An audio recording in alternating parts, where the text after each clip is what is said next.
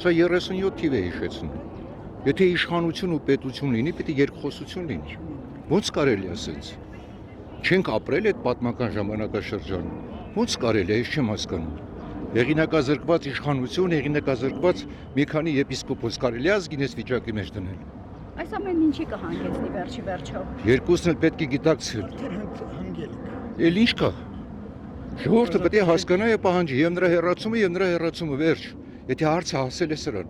Ինչ անեն։ Եկեղեցին պետք է մաքուր մնա, վերջ։ Պետությունը պետք է մաքուր մնա։ Առանց պետության այս եկեղեցին էլ չեն բանանում։ Ինչքան էլ բարձր գնահատենք, ինչքան էլ ասենք, եկեղեցին պետք է հասկանա նաև պետության կողքը պետք է կանգնի, բայց ոչ այս տեսակ թույլ իշխանությունների։ Ինչ է նշանակում, ով որտեղից ինչ ասի, վեր կենան գան եկեղեցուն բան ասեն։ Իրենք եկեղեցու պատմություն գիտեն, այդ որ ինքը մուրճ էր թափահարում, այդ որ ինքը հայտարարում էր, որ եկել է ժողովրդի վրեժի ժամանակները, դա կոչ չէր, բայց ինչու այն ժամանակ չենք պահանջում իրանից։ Ոնց կարելի է Արցախը Հայաստանը եւ վերջ կոչ չէր դա, բայց ինչու Արցախը Հայաստան չի։ Հիմա եկեղեցին մի բան ասել է։ Հոգևորական է ասել է մի բան։ Երկխոսություն չի կարելի ստեղծել։ Սա ինչ անելու բան է։